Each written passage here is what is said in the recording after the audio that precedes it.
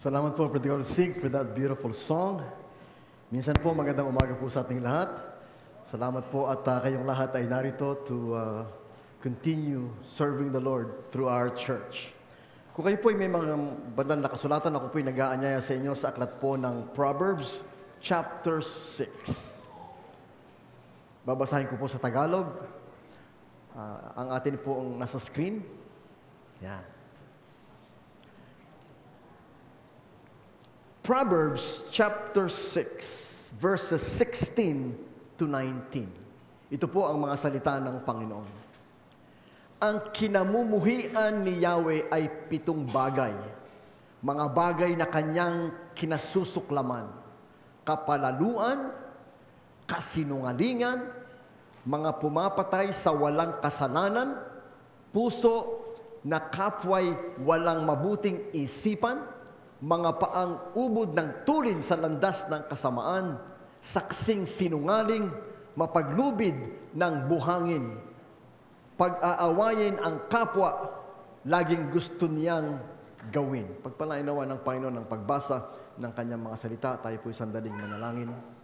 Ama naming Diyos, salamat po sa aming pong series of messages in the book of Proverbs.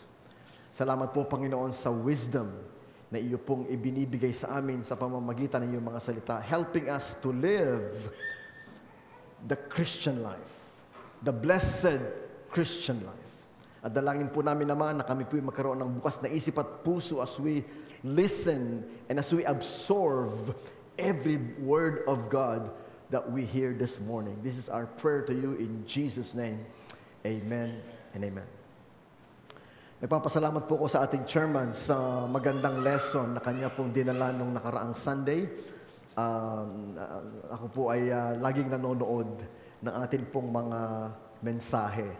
Kahit po ako'y wala dito at nagagalak po ako na yung pong mga mensahe ay very, very solid, very, very practical. Naipaliwanag po sa atin ng chairman last week yung pong overview ng Book of Proverbs. Marami po siyang binanggit sa mga overview. Isa po sa binanggit niya ay yung pong the fear of the Lord is the beginning of wisdom. The fear of the Lord is the beginning of wisdom. Yung paggalang sa Diyos. Yung pong pagpapahalaga sa Diyos. Yung malalim na paggalang, reverence, sabi nga niya, sa Panginoon. Mga kapatid, yun po ang pundasyon ng isang matibay na relasyon sa Diyos. Yung ikay merong pag-ibig sa Diyos at merong kang takot sa Diyos. Pag meron ka pong takot sa Diyos, talaga pong you will really listen and pay attention to what God is saying. Ang Biblia po ay hindi lamang patungkol sa mga beautiful teachings and positive instructions. Ang Biblia po ay meron ding mga warning. May mga warning na dapat po nating papakinggan. In fact, bago ko po i-discuss sa inyo ito pong Proverbs 6, gusto ko lang pong puntahan yung Romans chapter 1, verse 20. Kung mailagay po natin yan, sapagkat magkamukha po sila ng tema tungkol po sa wrath of God. Romans chapter 1, verse 20, verse 18, verse 18, 19, and 20. Ito po ating mababasa. It's good here in Romans chapter 18. Let's start with 18. Yan. The wrath of God is being revealed from heaven against all the godlessness and wickedness of people who suppress the truth by their wickedness. Since what may be known about God is plain to them, because God has made it plain to them.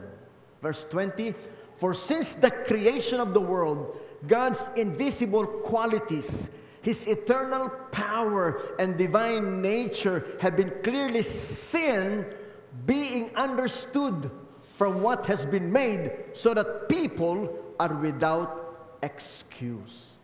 So ito pong patungkol sa mga bagay na kinamumuhian ng Diyos ay hindi lamang po ito bago. Ito po, sabi dito, from the creation, since the time of the creations, ipinakita na ng Diyos yung kanyang true nature. Ano ba ang Diyos? Ang Diyos ay banal, ang Diyos ay matuwid, ang Diyos ay punong-puno ng kabanalan. At may mga bagay na hindi katanggap-tanggap sa Kanya. May mga bagay na hindi niya itinotolerate. Kaya nga po ang sabi dyan, people have no excuse. Yung pong salitang wrath of God sa Tagalog, sapagkat ang puot ng Diyos. Imagine niyo yung salitang puot. Hindi lang po yun angry eh. Puot, galit, fury. That's a powerful word. Puot ng Diyos. Sapagkat ang puot ng Diyos ay nahahayag mula sa langit. So mga kapatid, ito po hindi lamang Old Testament theme, ito po ay New Testament theme. Is throughout the Bible. Hindi po nagbabago ang karakter ng Diyos. Having said that, ano po ba ang mga bagay na nagbibigay ng puot sa Diyos? What are the things that God hates? That's the question. Tayo po bilang mga mananampalataya, we pay attention to it. Ano po ba yung mga bagay na dapat nating iwasan sa ating buhay upang hindi po natin maranasan yung judgment of God? Ngayon pong ilang mga araw na nagdaan, in my heart, I am very grieved by the fact na marami pong mga Christians ang pinapatay sa Syria. Tens and thousands of believers in Syria ay pinapasok ng mga tauhan ni Julani sa mga tahanan nila. And they slaughter those people.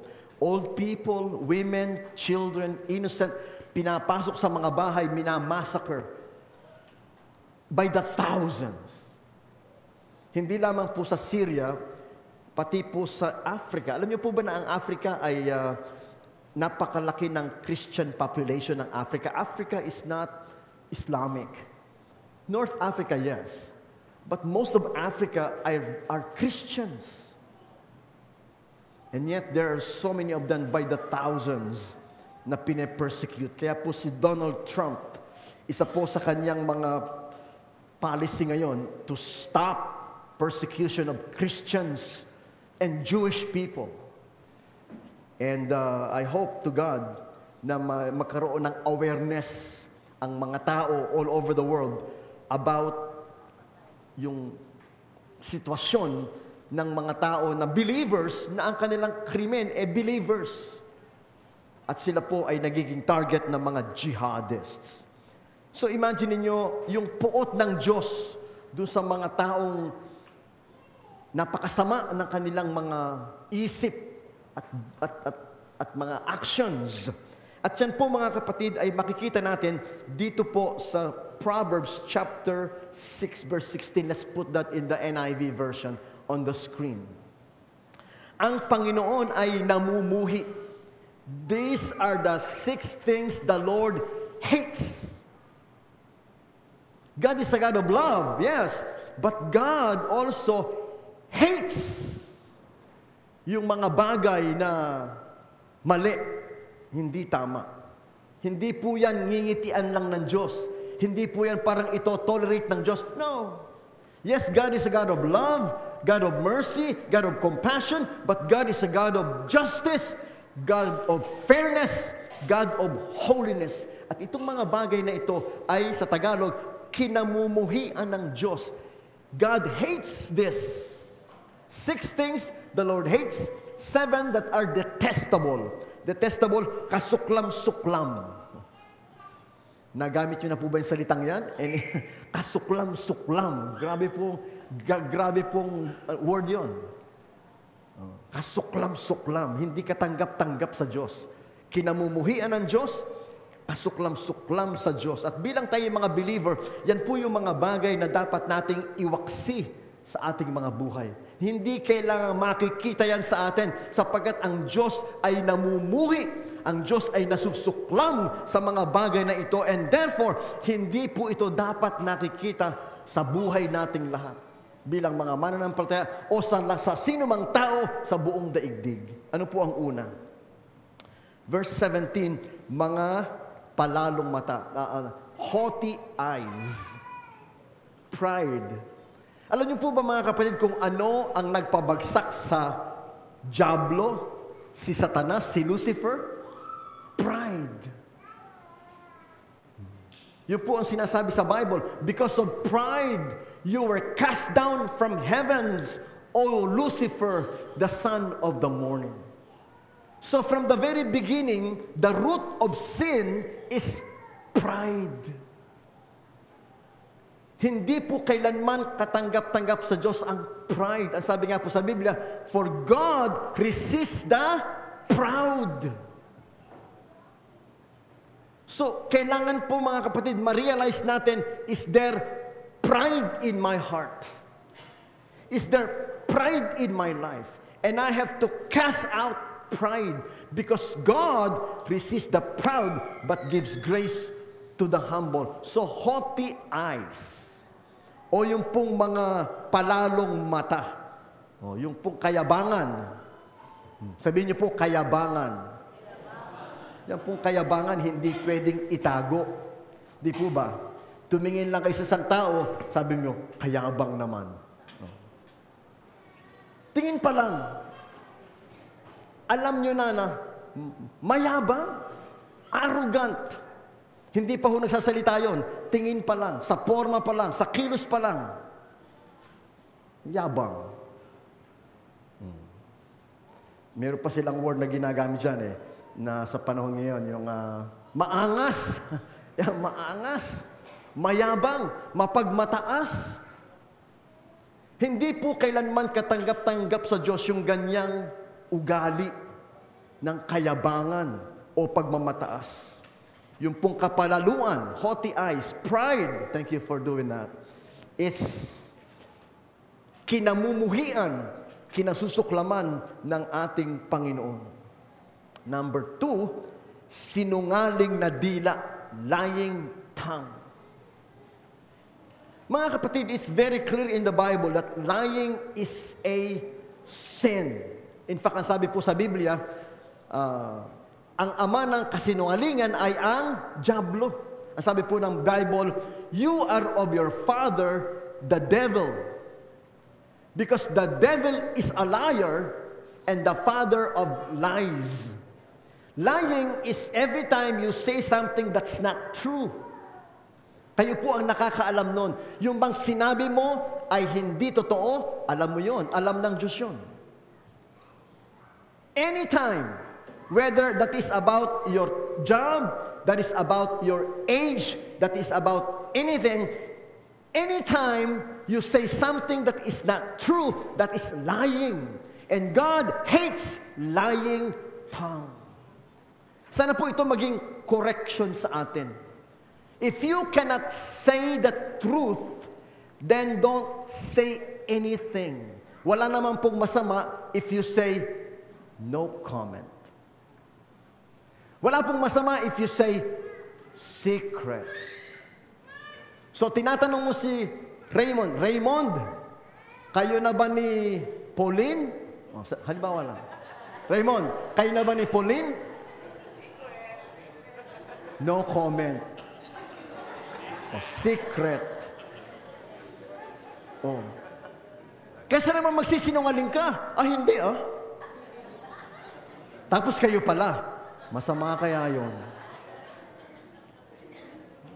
Sabi mo, pastor, tungkol lang naman sa edad. Hindi, anything. Anything that is not true is lying. And God hates lying tongue. Yes, galit siya sa mayayabang, galit din siya sa mga sinungaling. Ayaw ng Diyos, especially tayo mga believers, tayo mga Christians, mga children of God, we cannot allow lying in our lives. God forgive us for lying because lying is something that God will never tolerate in us. Ang dami ko pong nilista ko po talaga to sa aking diary. Nung pong nagsimula ang 2025, January 1, nilista ko po lahat ng mga pastor, ministro na-expose sa kanilang masamang buhay. Lying. It's terrible really.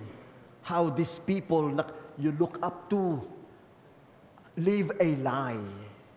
Ito po yung public, so I can share it with you. Isa po sa mga madidisappoint ka, I see Dr. Steve Lawson.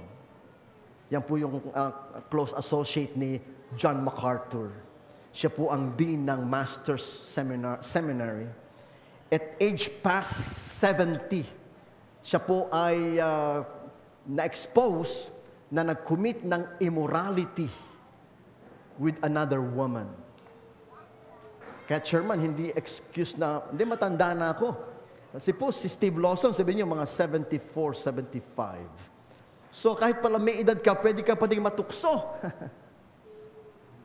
Hindi lang po mga young people ang natutukso. Hindi lang po mga seasoned pastor, even old people. So, in other words, yung tukso, hindi lamang para sa mga kabataan, mag-ingat pati may edad.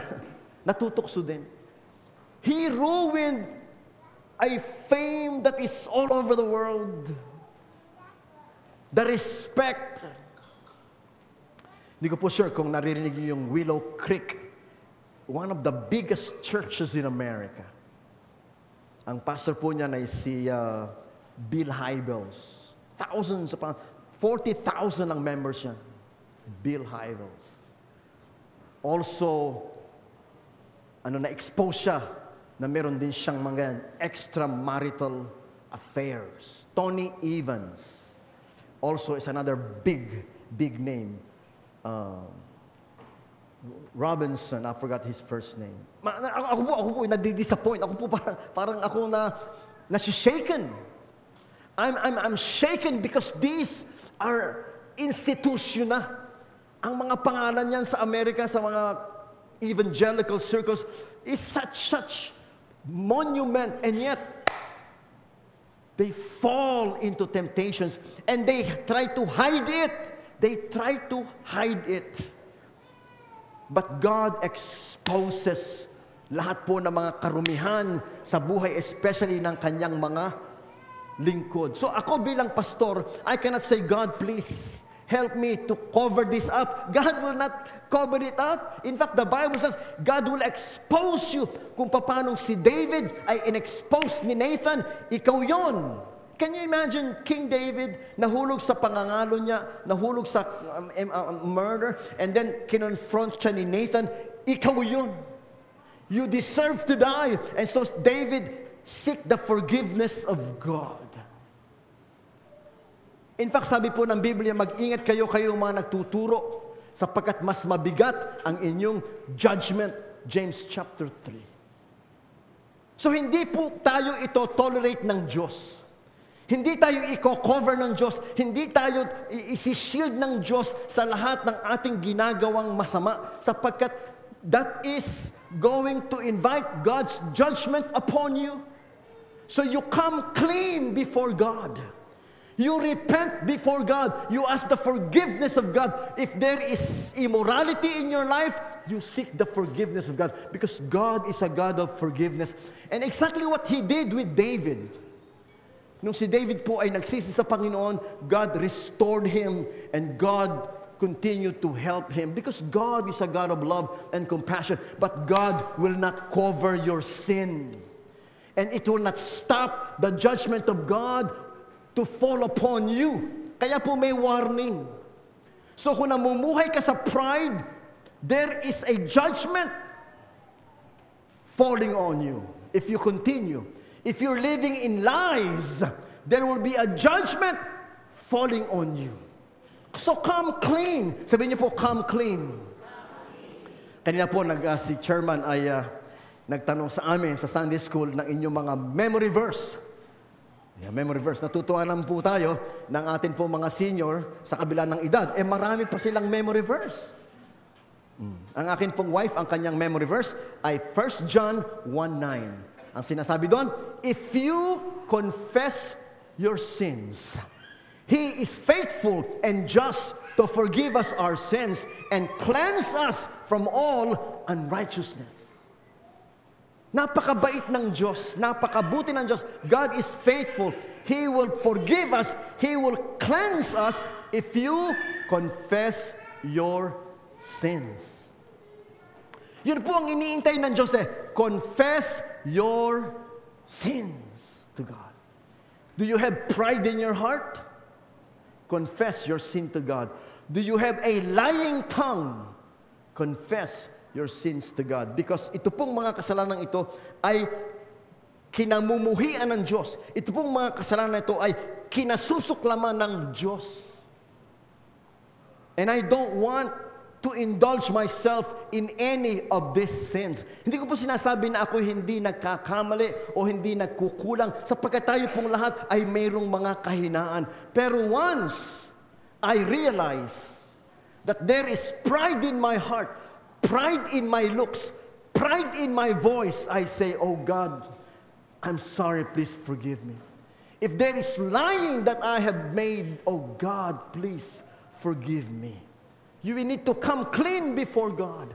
Because in fact, alam niyo po mga kapatid, hindi tayo makakapanalangin ng may kapayapaan pag tayo nagtatago ng ating mga kasalanan. That is clear in the Bible.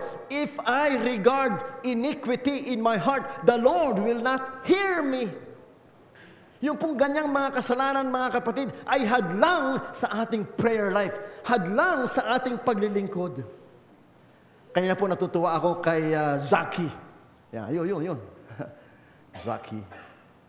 I like that boy. Kasi po kanina habang tayo po nagkakantahan, mula po sa likod, tumakbo yan dito. At sumasayaw siya doon. Pinapanood niya po yung nagda-drum. Sabi, itong batang to siguro gusto niya maging drummer someday. Gusto niyang maging worship leader. And I like that. Talaga sumasayaw siya, pumapalakpak siya, nakatingin siya doon. Excited siya. Happy siya to go to church. Isn't that wonderful? That your baby is happy to go to church. And then, nung pong bigaya na, tumatakbo na naman siya. May dala siyang envelope. At umaakyat, ang liit-liit pa niya, umaakyat siya dyan, gusto niya siya mag-aabot, di ba? Napakagandang tingnan na bata like Zaki has love to sing and love to give. And let me tell you mga kapatid, that is exactly why we want to encourage our children to go to church. Dapat they love going to church. They love singing for the Lord. They love giving to the Lord. Sapagkat pag ang mga bata po na yan, mga kapatid, ay hindi natin nagabayan at sila po ay na-expose sa mga bad influence at sila po, mga kapatid, ay nasanay sa mga bagay na makasalanan sa mata ng Diyos, you cannot expect the blessings of God but the judgment of God.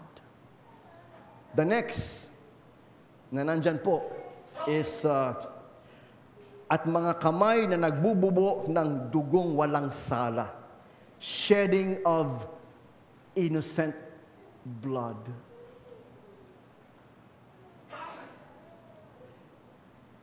Iniisip ko po mga kapatid, ano kaya ang damdamin ng nakukulong? Di ba no? Minsan nagkukwentuhan kami ng wife ko tungkol sa mga nakaka-aksidente. Kaya minsan natatakot siya mag-drive. Sabi ko sa kanya, Mami, kapag ikaw ay nakabangga, ikaw ay nakabangga, kulong ka. Kulong ka talaga. Alam mo, nakabangga ka.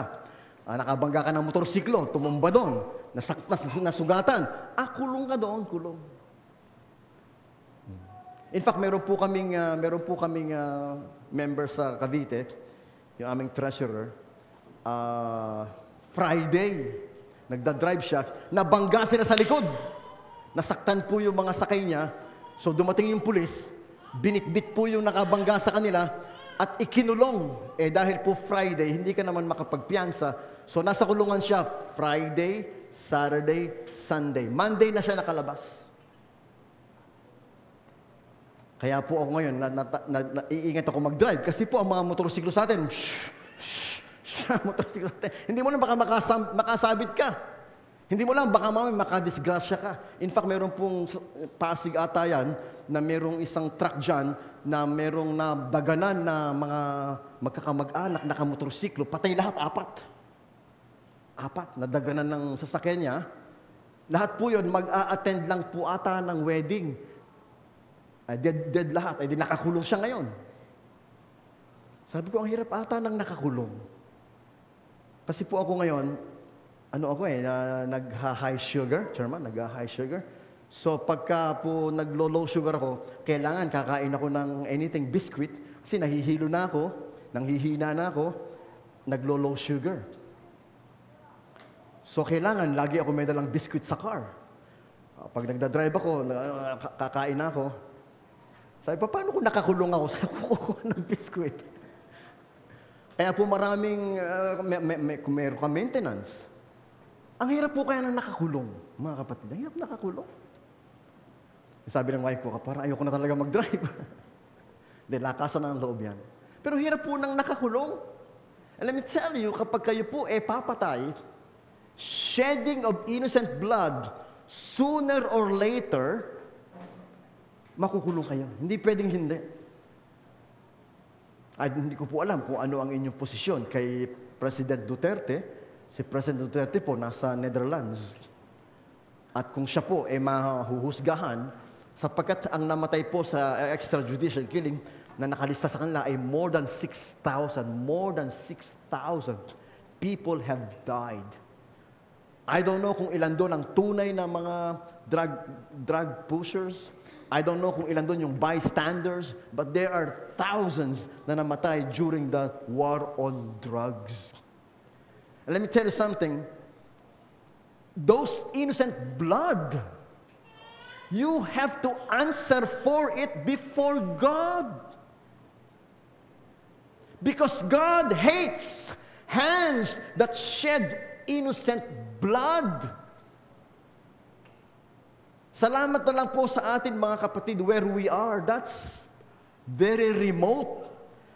Very remote sa atin na tayo po magkaganyan. Sana lang po sa mata ng Diyos, hindi po mangyari sa atin na tayo makapatay. Intentionally or not intentionally. Because God hates hands that shed innocent blood. There is no way that God will just let it pass. No. Kaya po yung pumapatay ng mga innocent civilians, innocent Christians, yun ang persecute. I don't want to describe too many of it. Maraming mga bata dito, pero talaga po namang, it's hard. Hindi ko nga po mapanood. Kasi meron po ako yung Instagram, Telegram, ni Sir Fati. Nandun, ipinopost niya yung mga ganong atrocities. I cannot watch it. It's hard to watch.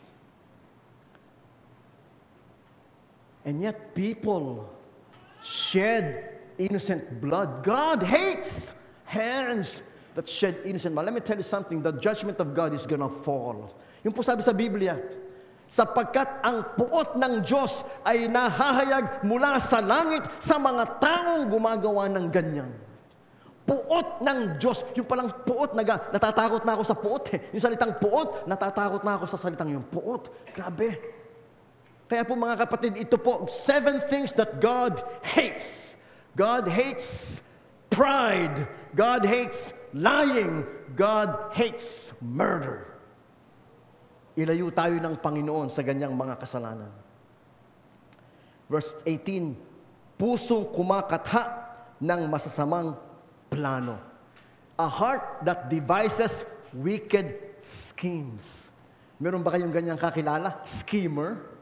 Yung mga ganyan, kasama nyo sa trabaho, schemer. Yung mga gagawin ng lahat para masapawan ka. Gagawin ng lahat para maagawan ka. Gagawin ng lahat para matapakan ka. Schemer ang tawag dyan. May mga wrong motive. Gusto sila ma-promote. Gusto sila ang leader. Gusto sila ang sikat. Gusto sila ang makilala. Schemer. Maraming taong ganyan. Schemer. God that devises wicked schemes. And sometimes, biktima ka. Pinagtulungan ka, siniraan ka, chinismis ka, inargabyado ka. Minsan biktima tayo niyan.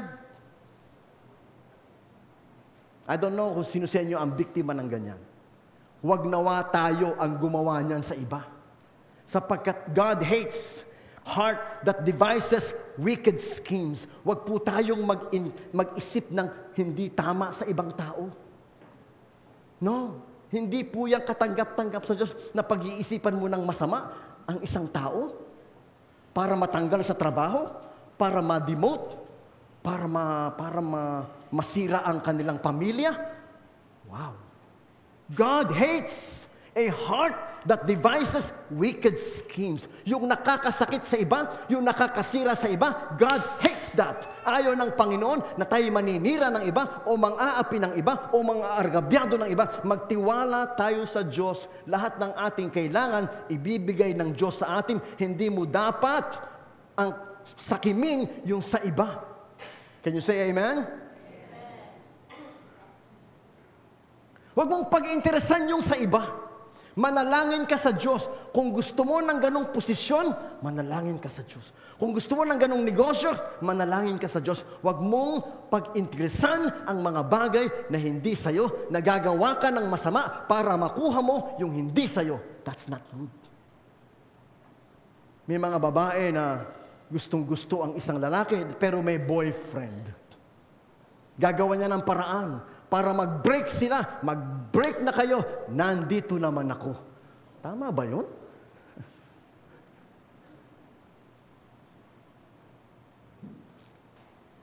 Nung pong kami nasa CAM, may mga batang elementary, nag-aaway-away. Ang pinag-aaway nila, crush. Kasi yung crush ng isa, crush din nila. Aaway-away sila. Sabi niya, crush ko na yun. Maghanap kayo ng iba niyong crush. Kaya yung mga kamukha ni Joseph na dati yan, crush ng bayan si Joseph, crush ng bayan. Nag-aaway-away ang mga babae, yung mga bata dyan. Ang crush ng bayan. Gagawa ka ng paraan para yung makuha mo yung crush ng bayan. Masama yun, masama yun. A heart that devises wicked schemes. Manalangin ka sa Diyos. Ibibigay ng Diyos sa iyo yung para sa iyo. Amen? Hindi mo kailangan mag-interest ng mga bagay sa iba. Tawalan ng tiwala sa Diyos yun, ini-interest mo yung bagay ng iba, God will give it to you. There is something especially for you. Ba't mo interesan yung hindi sa iyo? Magtiwala ka sa Diyos. What is yours will come to you at the right time. Huwag ka nagmamadali. Marami pong nagkakamali sa nagmamadali. Nagmamadaling ma-promote. Nagmamadaling yumaman. Marami po, sabi po sa Biblia, nahuhulog sa tukso yung maraming mga tao na nasa yumaman mabilis. Magtiwala ka sa Diyos. Ayaw ng Diyos yung mga nagpaplano ng masama. Pusong kumakatha ng masasamang plano. Yan, ayaw ng Diyos yan. Sino pinagpaplanuhan mo ng masama? Ayaw ng Diyos yan. God hates yung mga taong nagpaplano ng masama laban sa kanilang kapwa. Ba't mo pagpaplanuhan ng masama? Intayin mo yung para sa'yo. Kasi aagawin mo kaya mo siya pinagpaplanuhan, meron siyang gusto o meron siyang kanya na gusto mong agawin. Ba't mo aagawin? Hayaan mo ang Panginoon ang magbigay sa'yo ng para sa'yo. Darating yon, yung para sa'yo. Mga paang, yan, next. Mga paang sa kasamaan ay nagmamadali sa pagtakbo. Feet that are quick to rush into evil. Yung madaling gumawa ng kasamaan. So kung inyo napapansin mga kapatid, sa ating binabasa dito, it talks about mata, it talks about tongue, it talks about heart, it talks about feet. O, kita nyo? Eyes. Thank you po, yung listahan natin. Your eyes, prideful eyes, lying tongue, hands, and this time yung feet. So it talks about our whole being. Na ang ayaw ng Diyos na ating mga paa parang nagmamadali sa paggawa ng masama. Dapat kung tayo magmadali tayong pumunta sa church. Yeah. Alam niyo po, isa sa mga desire ko sa Panginoon, ako po'y matagal ng pastor. Ano man pong okasyon, ayoko po nang nalilate. Kaya ang pupuntahan ko ay wedding, kaya ang pupuntahan ko ay funeral. I don't want na nandun na, saka pa lang ko dadating. Gusto ko una ako nandun. Kamukha po nung nakaraang Sunday afternoon, meron po akong libing dyan sa may Holy Cross, sa may Novaliches. Ang libing po ay 3:00. 3:00 ang libing. Nandun na po ako sa Holy Cross ng 1:00. 1:00. Nagpark po ako sa ilalim ng puno. Ako po yung nagbabasa ng Bible, ng aking lesson. Minsan natulog pa ako ng konti. Basta gusto ko, 3:00, nandun na ako. Bago pa mag-start. I learned that through the years. Sometimes hindi lang po natin magawa all the time. But it pains my heart na sa gawain ng Panginoon ako'y nalilate. I don't want that. Na ako nalilate sa gawain ng it pains my heart na ako late. Kasi po, pag sa gawain ng Panginoon, dapat mabilis ang ating paa. Gawain ng Panginoon yan eh. Tulungan nawa tayo ng Panginoon na hindi tayo malilate. Alam ko po, minsan maraming reason. Traffic, number 1. Kaya tayo nalilate. Yan. Ayoko na po mag-elaborate ng reason. Maraming reason. Yan. Pero, hindi dapat quick ang ating mga paa sa paggawa ng masama, kundi dapat quick ang ating mga paa sa pagpunta sa gawain ng Panginoon. Can you say amen? Amen. Ipanalangin po natin yan. Sabi nga po, blessed are the feet of Him that brings good news. So ang Diyos ay natutuwa sa mga paa na nagdadala ng mabuting balita. Ang Diyos ay natutuwa sa mga paa na excited pumunta sa church.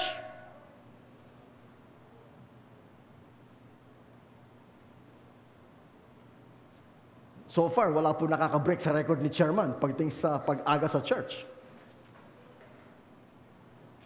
Natutuwa po ako sa Chairman natin, especially nanonood ako sa kanya. Si Chairman po, masayang magturo. Masayang sa magturo. Saka siya kita mo yung love niya ang Word of God, love niya ang pagtuturo ng Word of God. Sa karanasan niya, of more than 50 years, no, Chairman? Sa karanasan niya, more than 50 years sa pagtuturo, ay talaga namang par excellence, expert sa Word of God. At hindi lang po, consistent, every Sunday, nandyan sa Sunday School. Nagtuturo.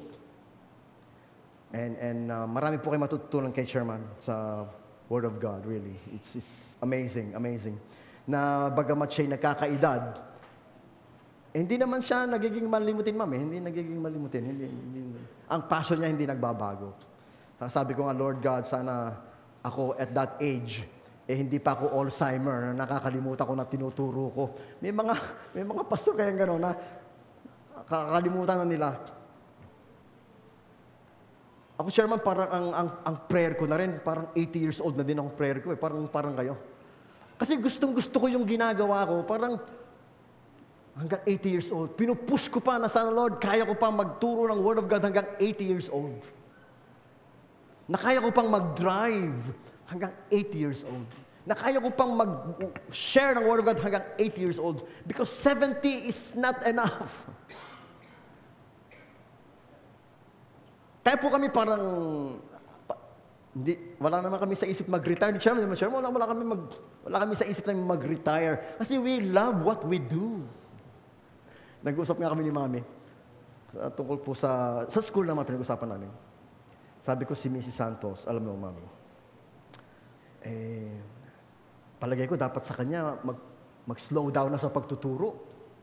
Kasi para ma-enjoy naman niya yung kanyang, kasi sa hospital po, marami na nagre-retire sa kanila mga head niya. Ilan na yung nag-retire. Nag-65 ka sa gobyerno, retired. Yeah. And so what they do, they travel, they do what they do. They enjoy life. 65. In fact, meron po siyang kasamahan sa laboratory, 65, retire lang.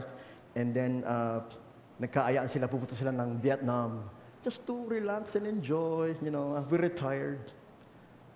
Si Mrs. Santos, hindi yan nagre-retire. enjoy niya. Sabi ko, siguro, Mami, iniintay lang niya makagraduate si Sansa, si Micah. Pag nakagraduate yan, sabi niya, sige na nga, I'm gonna rest na. Hayaan ko na yung mga teacher para when do you enjoy your retirement? Yun po sa pagtuturo, ma'am. Pero sa pag-preach kami ni Chairman, parang we love what we do. Kahit po hindi kayo kahit hindi kayo kasi po pag Sunday school ito lang ang tao eh. Ito lang tao pag Sunday school. Pero yung kanyang sigla kay 10 o 100, pareho lang ang sigla niya.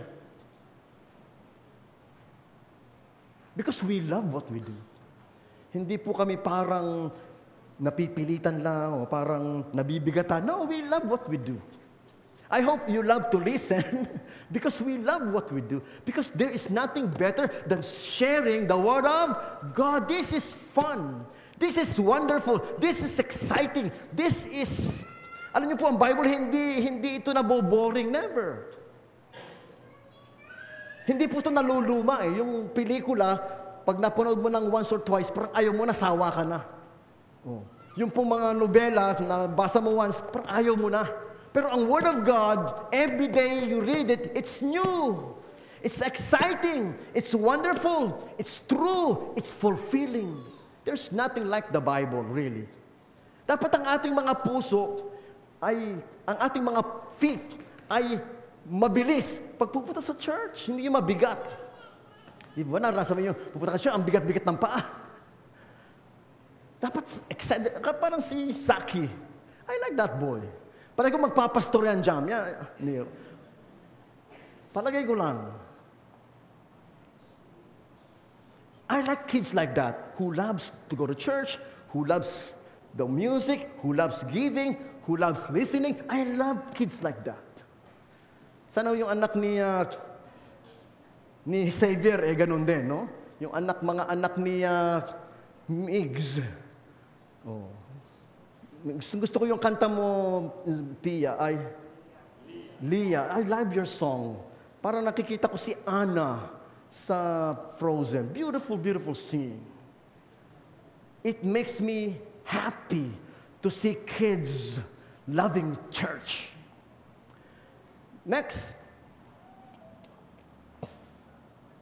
Verse 19, ito po ang ayaw pa ng Diyos. 19, false witnesses who pours out lies. Yan. Ayaw po ng Panginoon, mga kapatid, yung false witness, saka lying, magka-tie up siya. Pero ito po kasi is under oath. Yung nagsasaksi ka ng mali. Hindi man po siguro sa korte, pero yung sasabihin, hindi ba, Ronnie? Di ba? Oo, meron kaming pinag-uusapan ni Aaron. Oh. Tapos, kikintatan ko si Ronnie. Di ba, Ronnie? Tama? O, kikintatan ko siya. Oo, pastor, tama. Mali kaya yun, na para ba ikay sasaksi na hindi totoo? Na para bang magse-second emotion ka? Na hindi totoo, na hindi mo naman alam? Na hindi naman totoo, na hindi naman sure, na hindi naman exact? Makikisama pa ako sa ginagawa mo na mali. So I cannot do that. Hindi ko pwedeng sabihin na yung sinasabi mo, totoo, hindi naman totoo. Kasi nagiging false witness.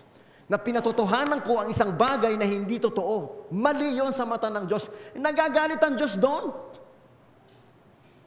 To save face, kakampihan mo kahit mali, nagagalit ang Diyos doon. Ayaw ng Diyos na ikay sinungaling, ayaw ng Diyos na ikay false witness. Kaya po kayo, hindi kayo pwedeng pupunta sa korte at kayo magtatanggol sa mali. Kakausapin mo, kami, may hearing kami, ha? Basta sabihin mo, nung gabi na yon magkasama tayo. kahit hindi tayo magkasama. Ganun ka doon. I tell the truth, but nothing but the truth. Totoo ba na magkasama kayo ni Aaron nung gabi na nawala yung sasakyan? Opo, Your Honor, magkasama po kami. Pala hindi tayo magkasama. Mga kapatid, that is false witness. O ipapatawag ka sa opisina. Alam mo, may nawawala dito sa ating opisina. Ang sabi sa akin ay ikaw daw ang huling lumabas. Totoo ba na nakita mo na siya ang kumuha? Abay, wag ka po magsisinungaling. You become a false witness. And let me tell you, God hates false witness who pour out lies. Lumayo ka dyan. God's judgment will fall upon you. I'm telling you, the judgment of God will fall upon you. Huwag mo sabihin Christian ka. In fact, hindi tinotolerate ng Diyos yung mga ganyang kasamaan sa buhay ng mga Christians. I cannot expect na ako i-cover ng Diyos pag ako nagsalita ng mali. Ako'y gumawa ng masama.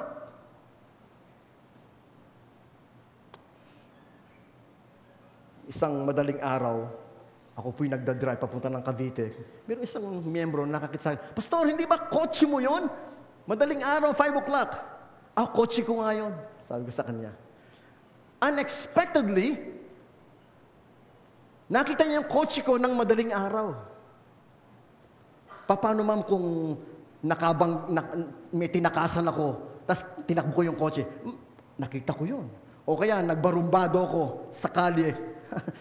Minsan po, barumbado talaga ako sa kalye, ma'am eh.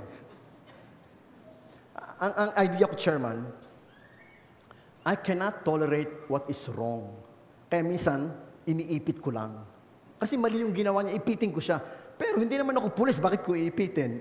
Di po ba, ano? Kumbaga, minsan binabawal ko, wag na, daddy, wag na. Kasi minsan, dumaan ako ganon. Lumiliko ako, dinaganan ako ng isang mabilis sakyan. Muntik niya ako nabangga. Put ako ganyan. Kasi konting ko, tamaan niya ako. Ginawa ko, ma'am. Hinabol ko talaga, hinarang ko sa gitna. Hinarang ko talaga sa gitna. Mali yung ginawa niya, pero mali din palagay ko yung ginawa ko. Paano ko nakita ko ni Chairman doon? Hindi ba kotse ni Pastor yon? Hinarang ko talaga sa gitna. Di hindi siya makagalaw. I mean, we cannot hide it. If we do something wrong, we cannot hide it, so don't hide it. You confess it, God, I'm sorry. I'm really sorry for all my sins. Because God hates. Ito yung mga bagay na galit ang Diyos. Yung kayabangan, yung kasinungalingan, yung pagpatay ng mga innocent blood, yung mga puso gumagawa nag-iisip ng masama, yung paa na nagrarush sa kasalanan, yung mga false witness, and lastly, sabi po dyan, ang naghahasik sa magkakapatid ng kaguluhan. A person who stirs up conflict in the community. So discord among the brethren. Isa pong bagay, mga kapatid, na ayaw ng Diyos, yung tayo'y nagiging sanhi ng kaguluhan sa magkakapatid.